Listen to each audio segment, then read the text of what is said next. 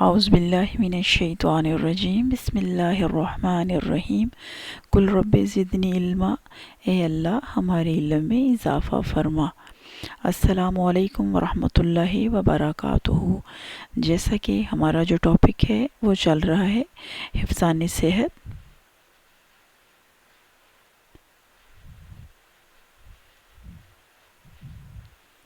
حفظان صحت میں جو ہمارا آج کا ہے جسے ہم اسٹڈی کریں گے، کانوں کی حفاظت۔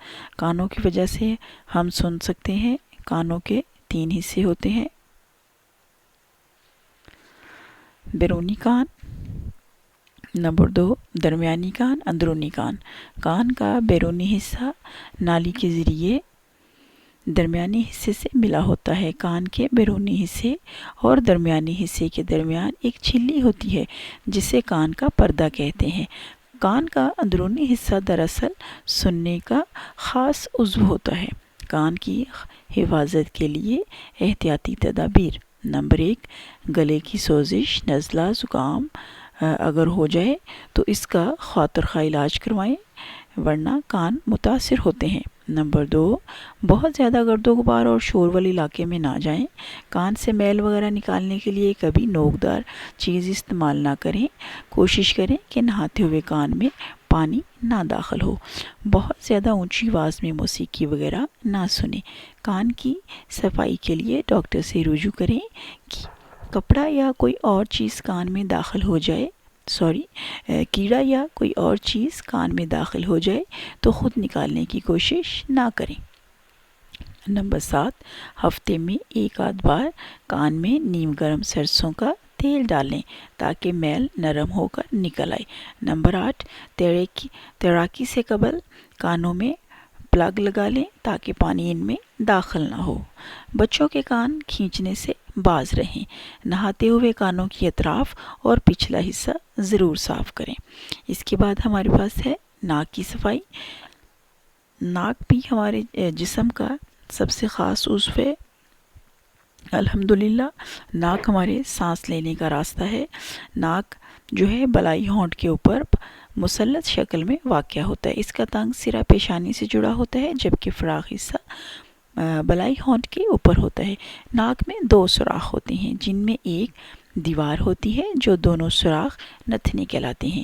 ان کے اندر بال ہوتے ہیں جو گرد و غبار کو پھیپھڑوں تک جانے سے روکتے ہیں۔ ناک سونگھنے اور سانس لینے کے کام آتا ہے۔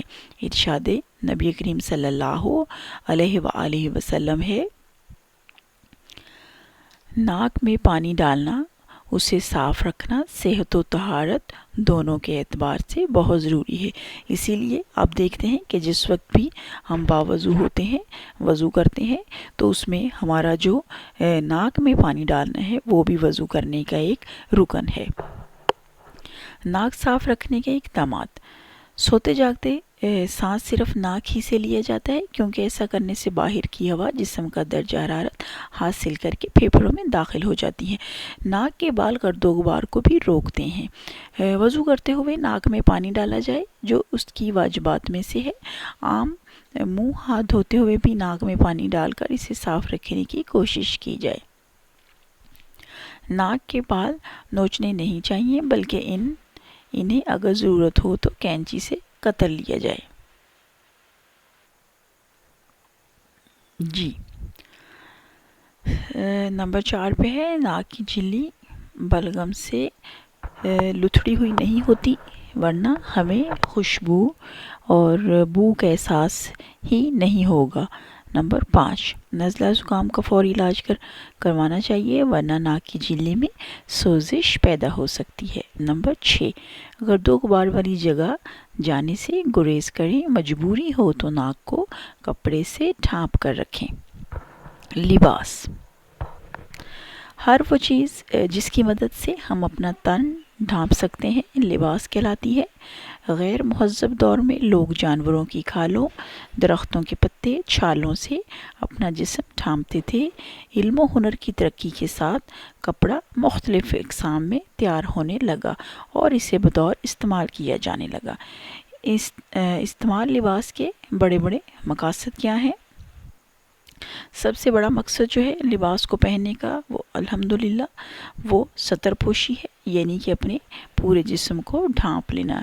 لباس انسانی جسم کو ڈھانپ کر شرم و حیا کو برقرار رکھتا ہے۔ اس کے بعد موسمی اثرات سے محفوظ رکھتا ہے۔ لباس بدلتے موسموں کی شدید اثرات سے ہمیں محفوظ رکھتا ہے، یعنی شدید گرمی میں لو اور دھوپ سے محفوظ رکھتا ہے، اور شدید سردی میں جسم کو حرارت برقرار رکھنے میں مدد دیتا ہے۔ نمبر 3، بیماریوں سے تحفظ کرتا ہے۔ جسم ڈھکا رہنے کی وجہ سے بہت سی جلدی بیماریاں ایک دوسرے کو نہیں لگ سکتی۔ نمبر 4، معاشرتی ماحول کی نشاندہی۔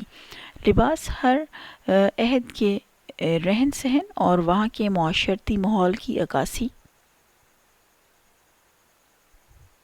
کرتا ہے اور ہر قسم کی ضروریات کو پورا کرتا ہے، یعنی مذہبی اور جغرافیائی جو ضروریات ہیں۔ مسلمان عام طور پر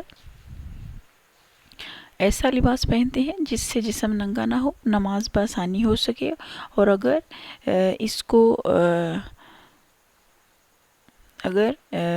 اس کو منہ وغیرہ کو دیکھا جائے تو وہ بھی سردی کی وجہ سے باقی دنیا سے بہت ہی علیحدہ قسم کا لباس پہنتے ہیں۔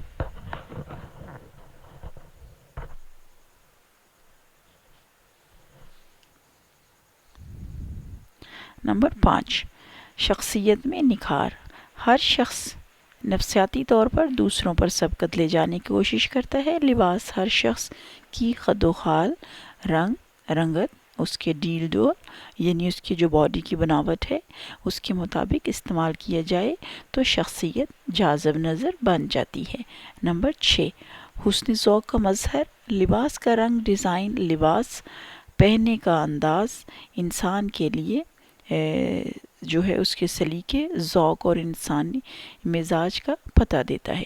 لباس کی اقسام۔ لباس کو مختلف ذرائع کے اعتبار سے 3 حصوں میں تقسیم کیا جا سکتا ہے۔ حیوانات کی اون کھال سے بننے والا لباس، نباتات یعنی کہ کپاس وغیرہ سے بننے والا لباس، مصنوعی ریشوں سے تیار ہونے والا لباس مثلا نائلون وغیرہ کا، اور اس کے بعد ہے حیوانات کی اون کھال سے بننے والا لباس، اونی لباس اور چمڑے کا لباس وغیرہ۔ سرد علاقوں میں بھیڑ، بکری، اونٹ اور دیگر جانوروں کی کھال سے بننے والا لباس استعمال کیا جاتا ہے۔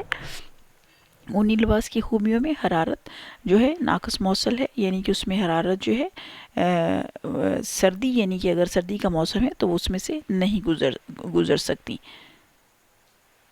ناقص موصل کا مطلب ہوتا ہے کہ جو کسی چیز کو جو اس کی ڈائریکشن ہے یا اس کا جو جہاں سے وہ گزر سکتا ہے وہ اس کو پرووائڈ نہیں کرتا ہے۔ نمبر 2 پہ ہے لباس زیادہ وزنی نہ ہو۔ لباس کو جھاڑنے سے مٹی اور گرد و غبار دور ہو جائے۔ لباس کو کم سے کم دھونا پڑے۔ لباس کی استری تعدیر قائم رہے۔ لباس سے داغ دھبوں کو اتارنا آسان ہو۔ لباس چبھنے والا نہ ہو۔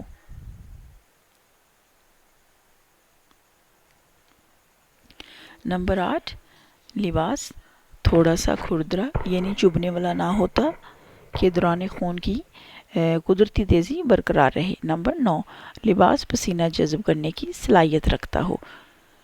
اس کے بعد ہے اونی لباس کے نقائص۔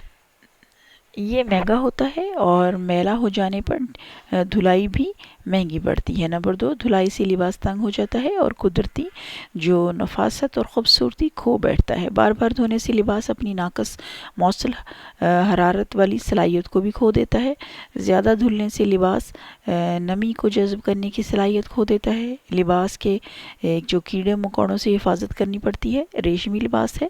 خاص ریشم کے کیڑوں سے حاصل ہوتا ہے جنہیں شہتوت کے پتوں یا گوبھی کے پتوں وغیرہ پر پالا جاتا ہے۔ ریشمی کپڑے کی تیاری پر بہت مختلف محنت درکار ہوتی ہے، اسی لیے یہ مہنگا ہوتا ہے۔ اس کی خوبیاں، خصائص کیا ہیں؟ نمبر 1، ریشمی کپڑا نرم و نازک اور نفیس ہوتا ہے۔ یہ حرارت کو غیر موصل ہونے کی وجہ سے جسم کے درجہ حرارت میں تبدیلی نہیں ہونے دیتا۔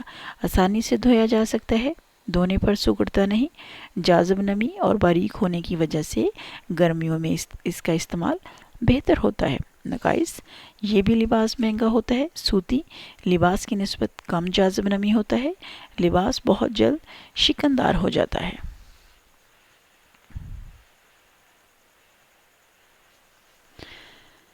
اس لباس کو کیڑوں مکوڑوں سے بچانا پڑتا ہے۔ کھال کا لباس بہت جو زیادہ سرد علاقے ہوتے ہیں ان علاقوں میں یہ جانوروں کی کھالوں سے بنایا جاتا ہے، اور اس میں جو سردی وغیرہ ہے وہ کم لگتی ہے۔ چمڑے کا لباس بھی بنا سکتے ہیں، چمڑے کے لباس میں کافی پائیداری ہوتی ہے، اور کھال قسم کے لباس کو برف باری وغیرہ جو بارش وغیرہ میں استعمال کیا جا سکتا ہے۔ اس کے بعد ہے نباتاتی لباس، سوتی لباس، یہ روئی سے تیار ہوتا ہے۔ پاکستان کے علاوہ دنیا کے دیگر ممالک میں بھی روئی پیدا کرتے ہوئے سوتی کپڑا بناتے ہیں۔ سوتی کپڑے کی خوبیاں کیا ہیں؟ اس میں یہ کپڑا سستا اور جاذب پسینہ ہوتا ہے، کپڑا باریک اور موٹا ہوتا ہے، سردی اور گرمی کے موسم میں استعمال کیا جاتا ہے۔ سوتی کپڑے کی دھلائی اور صفائی آسان ہوتی ہے، دھلائی اور صفائی سے یہ کم سکڑتا ہے، استری خراب نہیں ہوتی، جسم کو گرد و غبار اور جراثیم وغیرہ کے جو اثرات ہیں ان سے محفوظ رکھتا ہے، بہت زیادہ نرم اور ملائم نہیں ہوتا، بلکہ اس کا کھردرا پن جسم میں دوران خون کو مناسب حد تک تیز رکھتا ہے۔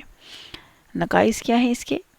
سوتی کپڑے میں سے ہوا کی آمد و رفت برقرار رہتی ہے، بہت زیادہ جاذب نمی ہونے کی وجہ سے اکثر گیلا اور نام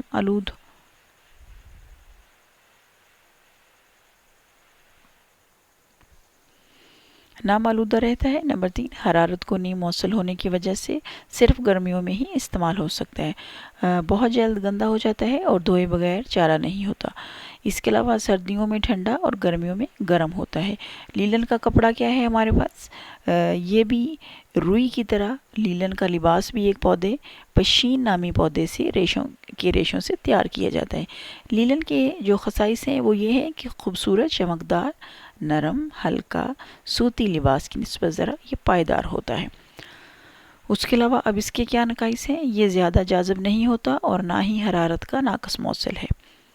سوتی کپڑے کی نسبت کافی مہنگا ہوتا ہے۔ مصنوعی ریشے سے تیار شدہ لباس، پانی ایسٹر قسم کا کپڑا بازار میں جو ہے عام دستیاب ہوتا ہے، مل جاتا ہے۔ یہ کپڑا ہوا کو آر پار نہیں جانے دیتا اور بعض اوقات جسم پر ابھار پیدا کر دیتا ہے۔ پسینے کی صورت میں جسم میں بدبو اور تعفن پیدا ہو جاتا ہے۔ گرمی کے دنوں میں مصنوعی ریشے سے بنا ہوا جو ہے کپڑا جو ہے انتہائی گرم اور سردی کے دنوں میں بھی کافی ٹھنڈا ہو جاتا ہے۔ یہ کپڑا پائیدار تو بہت ہوتا ہے لیکن جراثیم کی پرورش کرنے کی وجہ سے زیادہ بہتر خیال نہیں کیا جاتا۔ لباس کے انتخاب کے جو اصول ہیں: نمبر 1، بچوں کے لباس نرم کپڑے اور کھلتے رنگوں کے ہونے چاہیے، جبکہ نوجوانوں کے لباس کھردرے کپڑے اور تیز شوخ رنگوں کے ہونے چاہیے۔ بوڑھے لوگوں کا لباس ہلکے رنگ، سوتی اور جاذب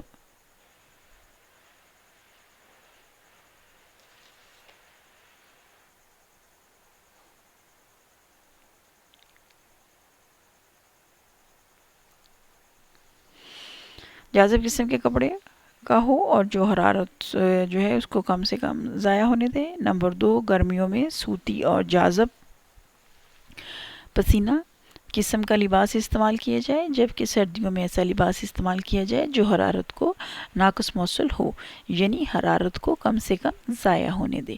نمبر 3، بھاگ دوڑ کرنے والوں اور کھیل کود میں حصہ لینے والوں کو سوتی، موٹا، جاندار اور جاذب لباس استعمال کرنا چاہیے تاکہ جسم میں خون کا جو قدرتی دوران ہے وہ برقرار رہے اور جسم کی حرارت بھی برقرار رہے۔ نمبر 4، لباس سستا اور پائیدار ہونا چاہیے، گرمیوں میں کپڑے کا رنگ ہلکا جبکہ سردیوں میں گاڑھا ہونا چاہیے۔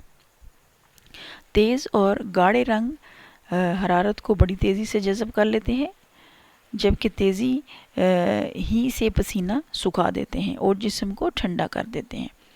نمبر 6 پہ ہے لباس تنگ اور چست کی بجائے ڈھیلا ڈھالا ہونا چاہیے تاکہ جسم کے مختلف عضو قدرتی طور پر حرکت اور اپنے افعال انجام دے سکیں، جسم اور لباس کے درمیان زیادہ سے زیادہ ہوا کی تہ برقرار رہ سکے، پسلیوں کی شکل تبدیل نہ ہو، سانس کی آمد و رفت اور جسم کی نشو و نما متاثر نہ ہو۔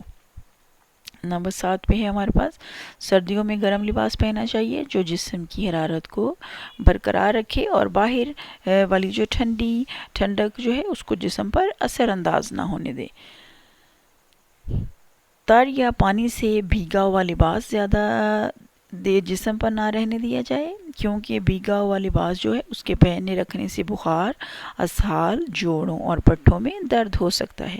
جوتے تنگ اور نوکدار استعمال نہ کیے جائیں، ایسا کرنے سے پاؤں کی ہڈیوں کی قدرتی جو وضع ہے اس پر اثر پڑتا ہے اور پاؤں جو ہیں وہ پرچیڈیاں وغیرہ پرچیڈیاں کہتے ہیں، یعنی کہ جیسے اوپر نشانات پڑ جاتے ہیں پیروں کے اوپر نا، اور ان کی جو چال ہے وہ خراب ہو سکتی ہے۔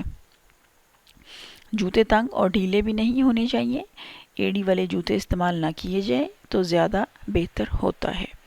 یہ تھا آج کا ہمارا حفظان صحت کے اندر ناک کان اور لباس کے متعلق گفتگو۔ آپ کا کسی بھی طرح کا کوئی سوال ہو تو آپ ضرور پوچھیے گا۔ اللہ تعالیٰ آپ کا اور ہمارا حامی و ناصر ہو۔ اجازت دیں، اللہ حافظ، السلام علیکم ورحمۃ اللہ وبرکاتہ۔